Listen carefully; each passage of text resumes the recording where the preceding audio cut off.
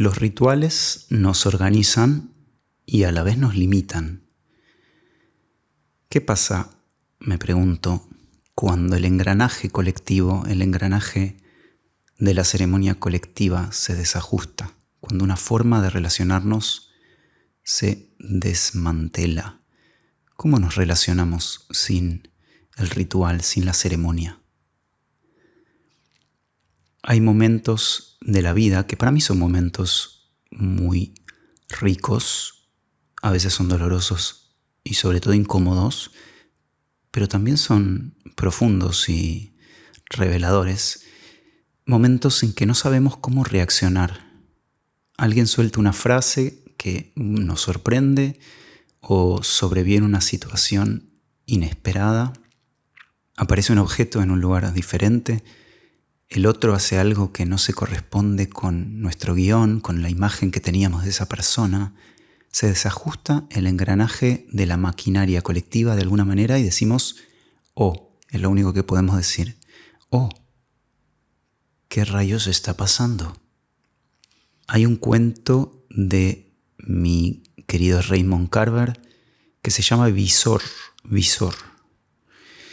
Es un cuento bastante breve en donde un hombre está en su casa de suburbios y recibe a un fotógrafo, pensemos que estamos en los años 80, recibe el hombre un fotógrafo, le golpea la puerta de la casa, un fotógrafo sin manos, que tiene unos ganchos en lugar de manos, porque tuvo un accidente, le cuenta, y tiene unos ganchos, y saca fotos en su Polaroid, que son esas cámaras, por si no las conoces, que revelan la foto ahí mismo y sale el papelín por abajo. Bueno, este fotógrafo recorre las casas de la gente vendiendo Polaroids de las personas delante de sus casas. Él toma fotos de las casas y de las personas delante de sus casas y se las vende. Y antes de entrar, bueno, en principio todo el enrarecimiento que él siente, porque el tipo se le mete en la casa, entra, él lo deja pasar, le sirve un café, creo, y el hombre no tiene manos, entonces él está curioso de cómo se las arregla para levantar la taza. Ya hay algo que entra en un extrañamiento, en un wow, ¿qué está sucediendo aquí? Y el fotógrafo ya ya tomó unas fotos antes de entrar a la casa, como una estrategia de venta también. Se las muestra y él ve las fotos que el fotógrafo le tomó a su casa antes de entrar. Y en una de las imágenes, el hombre, el protagonista del cuento, ve su propio hogar desde la calle, es decir, desde afuera, desde lejos, y a través de la ventana de la cocina, en la imagen, ve su propia figura desde lejos. Entonces se ve a sí mismo con distancia, enmarcado por la ventana de la cocina, borroso creo, y experimenta una suerte de pasmo. Algo que me gusta llamar pasmo existencial, que es muy típico de los relatos de Carver, esa sensación de pasmo. El personaje que se queda pasmado, desconcertado, sin saber cómo reaccionar. Y en este caso, al hombre le sucede porque ve una foto de sí mismo visto de lejos. Es raro que en general las fotos que tenemos de nosotros mismos son más de cerca, ¿verdad? Nos sacamos fotos de cerca con la familia, con nuestra pareja, con nuestros amigos. Ni hablar la selfie, que en esa época no existía, pero ahora nos sacamos una selfie. En general es un plano medio, primer plano. Te dejo esta pregunta. ¿Cuántas fotos tenés de vos misma de vos mismo? ¿Cuántas fotos tenés en la que estés de lejos? Tal vez algunas fotos más de niños que por ahí nuestros adultos nos veían jugar y nos sacaban una foto de lejos, pero a mí me está costando pensar. Tengo una acá, donde estoy con un caballo, alimentando un caballo que soy muy chiquito, debo tener 3 años, y es una foto que atesoro y me encanta. Estoy con un poncho estirado, la cabeza del caballo tiene el mismo tamaño que mi cuerpo prácticamente. Y estoy visto más de lejos, pero tampoco tanto, ¿eh? Termino igual ocupando un tercio o casi la mitad de la foto, diría. Eso, vernos de lejos y encima a través de una ventana y enmarcados con distancia y enmarcado. El marco produce un extrañamiento. El arte es un marco que produce un extrañamiento en la experiencia. Cuando enmarcamos algo, el famoso gesto de Duchamp de llevar un inodoro al museo, es simplemente ponerle el marco a algo que es un objeto cotidiano, pero enmarcado y recontextualizado, de repente puede ser mirado con extrañamiento, como diría un ruso, el extrañamiento como un efecto del lenguaje poético que nos permite ver las cosas por primera vez. Esa distancia con la experiencia, dice Ticio Escobar en su hermoso libro Aura Latente, es necesaria, esa distancia es necesaria para que pueda operar el juego creativo del arte. Y el arte, como esos momentos raros de la vida, como cuando este hombre se ve a sí mismo en la foto, nos invita a esa especie de torsión perceptiva o existencial que podemos llamar poesía. En general, cuando hablo de poesía, no me refiero al poema como género literario, al verso, sino al gesto accidental. Mira, me estoy adelantando al accidente de la obra de la que les quiero contar. Es una especie de accidente el giro poético. El gesto poético es una especie de accidente. Se me van mezclando las letras. Quería decir existencial. La poesía como un gesto existencial, un accidente existencial. Ese podría ser el título de este episodio del podcast. La poesía como un accidente existencial. Perfecto, encontré el título. Bien, bueno, la vida está llena de esas pequeñas torsiones poéticas que son como dislocaciones sensibles en donde tenemos la experiencia de un distanciamiento, una sensación de que algo de repente se puede ver con otro ángulo, desde otra distancia enrarecida, una distancia enrareciente. Muchas veces son situaciones banales que suceden en la vida, son cosas tontas que nos pasan, pero algo de nuestra percepción del mundo se tambalea. Pensemos en ese momento, por ejemplo, en que buscando una dirección en la calle, miramos el Google Map y nos damos cuenta de que algo no se corresponde. Esa no correspondencia entre el mapa y el territorio, ese levantar la mirada con el ceño apenas fruncido del mapa para comprobar que lo que tenemos delante no tiene nada que ver con lo que nos decía el papelín, me parece de una profundidad poética infernal. Y ese experimento, esa experiencia de la no correspondencia entre el mapa y el territorio, sucede a cuentagotas todos los días si prestamos atención. Pensemos en ese instante breve, casi imperceptible, en que caemos en la cuenta de que nos perdimos, o esos momentos que son chistosos y a veces también algo desesperantes en que llegamos a la cocina de nuestra casa y reconocemos que nos olvidamos para qué habíamos ido. ¿Por qué abrimos la heladera en automático? Muchas veces hacemos cosas en automático y de repente nos damos cuenta y decimos, momento, Marge, ¿qué pasó? ¿Qué pasó ahí? ¿Qué estábamos buscando? ¿Cómo es que llegamos hasta aquí? ¿Qué estábamos buscando? Esa gran pregunta.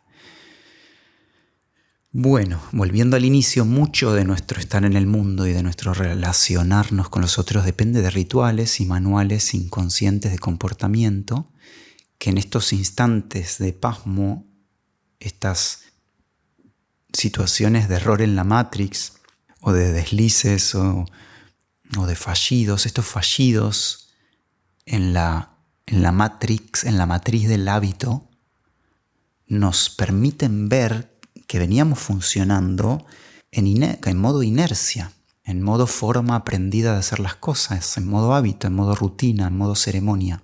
Una ceremonia puede volverse inconsciente y en algún punto si una ceremonia se vuelve inconsciente deja de ser una ceremonia, porque justamente una ceremonia, un ritual, no es algo en principio tan místico. Un ritual es un gesto o una secuencia de gestos performeados de una manera que nos permiten ponerle mucha conciencia y atención a la cosa, a la acción. Pero cuando ese ritual se vuelve hábito, tendemos a perder atención y a automatizarnos.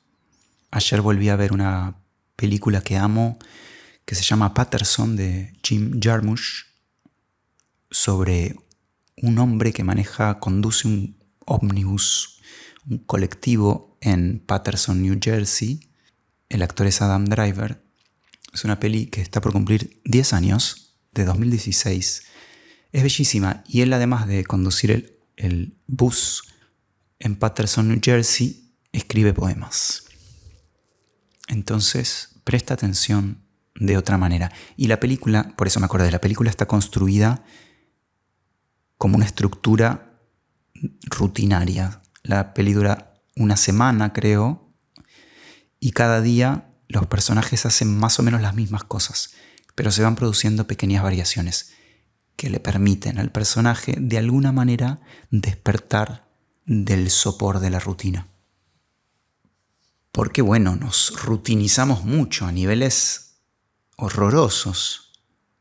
Hace unos cuantos años me di cuenta de que mi padre, y creo que es muy común, no creo que sea solo de él, pero me di cuenta que si yo le decía nos juntamos a la tarde a tomar un café, él no consideraba que era un encuentro eso. Él, me parece, es mi lectura, no tengo idea qué le pasaba por dentro o qué le pasa. Pero mi lectura, lo que más o menos entendí, fue que mi padre necesitaba la comida, el almuerzo o la cena para que su sistema interpretara que había habido encuentro. La opción solo un café no le computaba no la podía computar como encuentro. Y bueno, me parece que esto tiene que ver también con la función padre-madre. Me parece que debe ser difícil para un padre o una madre de tener ese impulso reflejo de servirle comida a su descendencia. ¿Por qué no llevas un abriguito más?, me decía siempre mi madre. Y es el día de hoy que le agradezco porque muy pocas veces me sorprende el frío sin un abrigo en la mochila. Gracias, madre. Hablo de esto también de el cuidado, la función cuidado de padre y madre, porque supongo que muchos de los comportamientos automáticos vienen de ahí, en el fondo de la supervivencia. Nos automatizamos para sobrevivir. El cerebro genera hábitos para que nos sintamos a salvo, para darnos seguridad física y después para darnos seguridad psíquica. Y ahí están las historias. Nos contamos historias para sentirnos a salvo. Una historia es un mapa del mundo que nos permite decir, bueno, más o menos entiendo cómo van las cosas, aunque van terrible, prefiero saber que van terrible a no saber cómo. La incertidumbre nos sacude mucho. Preferimos creer que las cosas van pésimo y seguir haciendo cosas para validar nuestra idea de que las cosas van pésimo. Léase la historia de la humanidad, léase la política actual. Sí, esto es lo dejo en calidad de hipótesis. A mí me parece que hacemos muchas cosas, y lo hablo también por experiencia personal.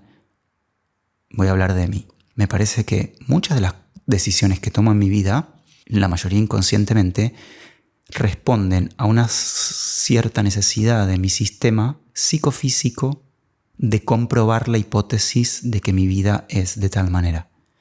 ¿Se entiende? La profecía autocumplida.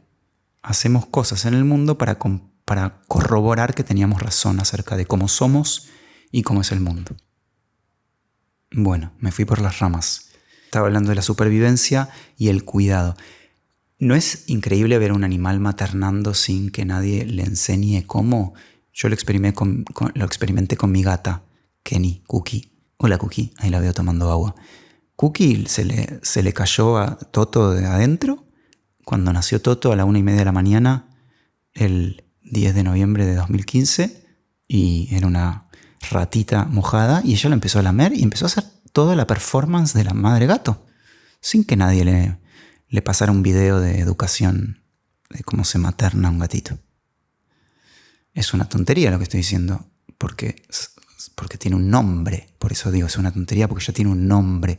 Lo reconocemos. Tiene un nombre. Se llama instinto, Jada. Estás diciendo algo que todos sabemos que existe, que se llama instinto. Sí, pero lo llamamos instinto también para no hacer doble clic y ver lo que es, la locura que es. El nombre es muy fácil, es un atajo. Es un atajo. ¿Cuál es el problema con los atajos? diría un personaje de Te vendría bien un accidente, la obra que estamos haciendo. Y el problema de los atajos, dice Jada fuera de la obra, es que está bien, nos sirven para llegar rápido al río, pero cuando ya no queremos ir al río, es como un tobogán por el que nos caímos sin querer y terminamos en el río cuando ni queríamos tomar agua. Nos perdemos de mucho paisaje cuando agarramos el atajo. Cuando dejamos de ir por el atajo decimos, oh, qué raro. Cuando alguien deja de comportarse como se comporta cada día, la identidad es un atajo. La identidad es un sistema de expectativas que nos dan tranquilidad, porque viene tal persona a visitarte, viene Marisú a visitarte, viene Jonathan a visitarte, o viene Juan Cruz a visitarte, y vos ya sabés cómo son Marisú, Jonathan y Juan Cruz. Entonces cuando abrís la puerta esperás ver algo, más o menos el mismo color de ropa, el mismo pendiente, el mismo tatuaje y el mismo tipo de conversación. Pero cuando Marisú, Jonathan o, ¿cómo era el otro? Juan Cruz, son pura ficción, no existen. Cuando Marisú, Jonathan o Juan Cruz hacen algo que no te esperabas, que se corre de tu expectativa, de lo que se supone que ellos serán, ¿qué haces con eso? Cuando un artista, esto es tremendo, cuando un artista no da la cara por unos años, decimos desapareció. Como si su vida no siguiera viva en la, entre comillas, invisibilidad. Si es un famoso, tiene que seguir siendo un famoso. ¿Dónde está? Eso pasó con Kate Bush, por ejemplo. Una compositora cantante inglesa, genial, que por muchos años, entre mil comillas, desapareció, como se dice, y después reapareció, como se dice. Pero es ridículo, ella estaba viviendo su vida. ¿Por qué tiene que seguir produciendo para tu Spotify? Que bueno, claro, proyectamos tanto en las personas, en los otros, en las estrellas, sobre todo en las estrellas pop del cine y de la música, que cuando desaparecen, se corren o hacen algo diferente a lo que esperábamos. Lo vimos con el caso Timothée Chalamet y Messi hace poco. Hacen de repente algo o se muestran con un político que no nos gustaba y el ídolo se tambalea. Entonces, ¿qué hacemos con esas proyecciones de ideal? ¿A dónde proyectamos el ideal cuando el Dios se cae a pedazos? Cuando decimos tal persona es excelente y hace algo que no es excelente, plim, plim, decepción. ¿Cómo se atreve esa persona a dejar de comportarse según mis ideas de lo que es? ¡Qué falta de respeto!, decimos. Indignante. Indignante. Hay una película y serie de Ingmar Bergman de 1972 que hizo versión serie y versión peli, que fue un boom y la gente se empezó a divorciar después de esa serie, que es la famosa Escenas de un matrimonio, con Liv Ullmann, la genialísima Liv Ullmann y el genialísimo Erland Josephson, dos actorazos. Recomiendo mucho ver la original y después recomiendo mucho ver también... Cookie. Tengo que mudar el podcast a otra mesa porque en esta mesa tengo unas maderas para que los gatos raspen y es muy común estar grabando y que vengan a hacer eso. Igual es divertido. Ya es esperable, es mi expectativa sobre los gatos. Bueno, la versión que hicieron en, creo que 2021 en HBO, Levi, creo que se llama el creador de la serie, hicieron una versión miniserie con Oscar Isaac y la genial Jessica Chastain, que es muy buena también, y sobre todo la actuación de ella es brillante. Bueno, en las dos versiones, les recomiendo ver las dos. El personaje de ellas son un matrimonio bastante establecido, clase media, como más medianamente acomodados, están medianamente felices, tienen sus hijos, está todo ordenado, digamos, el mapa burgués. Y ella un día dice, me fui, de la nada parece. Entendemos que venía acumulando, pero para él la retirada de ella, ese estallido se percibe como un corte muy abrupto. Y es muy desconcertante, muy what the fuck. ¿Qué está pasando aquí? ¿Qué está pasando aquí? Pasmo existe. ¿Quién eres? ¿Quién eres? Más allá del enojo y la tristeza, el pasmo, el desconcierto. ¿Quién eres? Y después hay ya hablé en otro episodio del podcast de ese brevísimo relato de Silvino Campo, Extraña visita, que hay un momento en que una niña... Cookie... Le encanta interrumpirme. En Extraña visita de Silvino Campo hay una niña que ve a su padre llorar. Entendemos que lo ve llorar y lo ve de lejos, de nuevo como en el relato de Carver, distanciado a través de una especie de ventanal, una puerta-ventana, y medio detrás de una estatua, fuera de su casa y moviendo el pañuelo como mueve el pañuelo la gente cuando llora, algo así dice Ocampo. Y ella se pregunta, la niña se pregunta, ¿por qué mi padre está haciendo ese gesto raro con el pañuelo? No puede ser que papá esté llorando. Y después cuando vuelven en el auto dice, y él la reta, no me acuerdo por algo, le dice algo medio en forma de reto, y ella no puede computar el reto en relación al llanto. No puede ser que me esté retando si hace unos minutos estaba llorando. ¿Sí? Pasmo, ¿quién es ese otro? Mi padre no puede llorar. O si llora no me puede retar al mismo tiempo. Es tremendo, es doloroso y a la vez hermoso, pero es doloroso cuando el otro ya no se acomoda, no puede o no quiere sostener su lugar en nuestro guión familiar. Y no solo los padres y las parejas, como en estos ejemplos que puse, cualquier relación, la amistad también, o las relaciones laborales o co-creativas, como en la obra que estamos haciendo. Cualquier relación, en tanto es percibida como una relación, es decir, como un sustantivo y no como un relacionarse, un relacionar, es decir, como un verbo. Cuando percibimos el relacionarnos como una cosa, es decir, como una fijación, decimos yo tengo una relación con tal, pero cuando decimos yo tengo una relación con tal, la relación está siendo un sustantivo y la oración está cumpliendo la función de objeto. Objetificamos, cosificamos a algo que es un constante danzar. Entonces cuando hacemos ese movimiento de fijar el relacionarnos en la relación como objeto, bueno, empieza a funcionar la inercia y el patrón vincular, el paso de baile. Pasamos de bailar a sostener pasos de baile. Nos completamos la frase, sabemos lo que viene, el chiste compartido, que es hermoso igual, el ritual para la cena y los tipos de conversaciones y las dinámicas de fin de semana. Son hermosos, pero bueno, también empieza a haber negociaciones emocionales, frases hechas y lugares comunes que nos privan de sentir, resentimiento para no sentir. Bueno, hábitos que organizan los mapas, como lo que empecé diciendo al principio. Los hábitos, al principio decía los rituales, las ceremonias. Los hábitos nos organizan como los mapas, pero a la vez, como los mapas, nos limitan los posibles recorridos, los paseos. Los hábitos, como los mapas, nos organizan, pero nos limitan. Siempre nos limitan. Si nos organizan es porque nos limitan.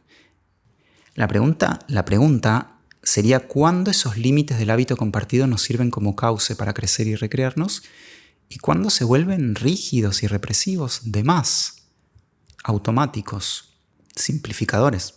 Entonces, no es una mala pregunta, me parece, hacernos cada tanto, en la ficción por lo menos, si no nos animamos en la vida real. Momento, ¿estamos en automático? ¿Estamos en automático?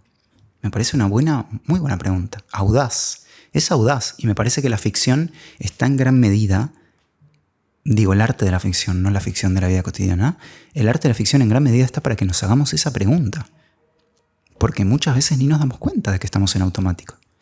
Y necesitamos errores, accidentes para darnos cuenta de que nos habíamos cristalizado demasiado. Sí, de nuevo, el error en la Matrix nos puede despertar de esa intoxicación, de ese encantamiento, de ese hechizo de la costumbre. El error, el cansancio, el destino produce necesariamente desajustes, frustraciones, desajustes, detenciones de la historia, roturas en la ficción, cracks, por donde entra la luz, como decía Leonard Cohen. There's a crack in everything, that's how the light gets in. Hay una grieta en todo y así es como entra la luz.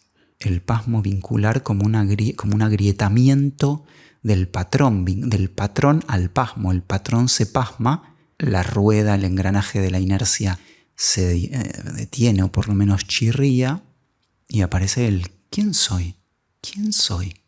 ¿Quién eres? ¿Quiénes somos? Y son momentos de libertad, son pequeños momentos de libertad, un espacio entre los fotogramas de la película de nuestras vidas, el drama que se revela comedia y la comedia que se revela ¿Qué se revela en la comedia? Bueno, esa cosa de la comedia de mostrar el absurdo de la dramatización de la vida, cómo le damos peso a todo. Italo Calvino decía que una de las funciones de la literatura es recuperar levedad, ligereza, levedad, generar vacío entre las fibras del tejido de lo que creíamos ser. ¡Qué horror! ¡Qué horror! Pero qué libertad. Hay una escena en la película Anomalisa de Charlie Kaufman, que es una película de animación muy hermosa, que es terrorífica y hermosa. ¿Dije hermosa ya? Sí, es terrorífica y reveladora, es como si fuera un momento de insight, un momento en que el protagonista, bastante al inicio de la película, está en un hotel y se mira en el espejo del hotel y de pronto, como si fuera una bofetada del destino, como un crack de Leonard Cohen, se le desencaja se le cae la mandíbula, literalmente se le cae la cara, literalmente se le cae la cara. Y obviamente enseguida busca reorganizarse, como solemos hacer cuando se nos corre el maquillaje y corremos al baño a, como decimos, arreglarnos, empolvarnos la nariz. En general, cuando algo se nos desacomoda, intentamos volver al mapa. Cuando un farol se nos cae en medio de la escena, o no le damos atención y hacemos como que no pasa nada y seguimos la función, show must go on, el show debe continuar, o lo incluimos en el drama al farol, ¿sí? O lo descartamos o lo incluimos, pero rara vez nos animamos a detener el mecanismo de la representación, como hace el Truman Burbank, creo que era el apellido, el personaje de Jim Carrey en Truman Show, que se le cae el farol del cielo y dice, momento, aquí hay algo raro. ¿Por qué mi esposa me habla y hace publicidad mientras me habla? Es buenísima esa escena. Laura Linney era, creo que sí. Es una escena en la que están conversando en la cocina y ella, que es una actriz del reality del cual Truman es parte sin saber, mientras le habla a su esposo, hace publicidad a la cámara. Él dice, momento, ¿qué está pasando? Bueno, él todo asustado y curioso, dice a ver qué está pasando y investiga y se da cuenta de que está en un mundo creado por alguien, por Ed Harris.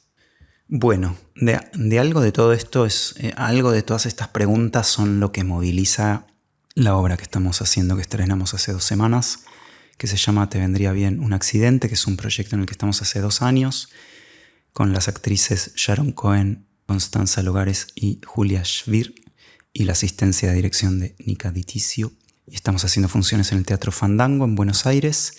Y bueno, estamos explorando de modo teatral en la ficción qué pasa básicamente cuando la ceremonia colectiva se desajusta. En la obra sobre 3 actrices que se juntan a ensayar una vez más, a ensayar una obra que vienen haciendo hace muchos años, y una de ellas dice que no va a poder performear más el ritual que hacían al principio de cada ensayo, que es tomarse un vaso de vino.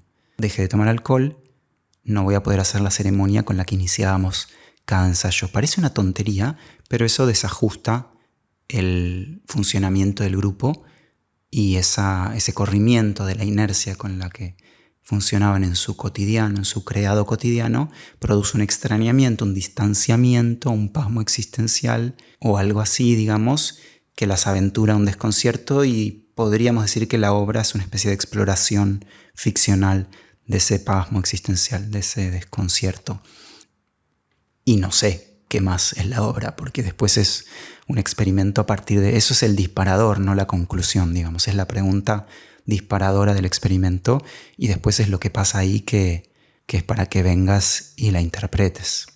Pero la pregunta es esta: ¿podemos seguir relacionándonos aunque no sea de la misma manera?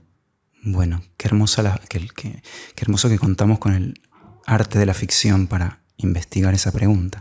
Te dejé varias series, pelis para ver y cuentos también, y la obra que te invito a ver. Cuando sea que escuches esto, por ahí la escuchas y ya no estamos haciendo funciones, o por ahí sí. Así que investiga y te invitamos a ver la obra. Te vendría bien un accidente. Eso, te esperamos. Y gracias por escuchar y por llegar hasta aquí. Si algo de todo esto te gustó, interesó, tocó, conmovió, te pido porfa que se lo compartas a por lo menos una persona. Si querés más. Te puedes suscribir a mi newsletter en hadasirkin.substack.com, buscarme en Instagram como hadasirkin.art y nos seguimos escuchando en la próxima. Y ese es Toto ahora que vino a saludar. Adiós, amigos humanos.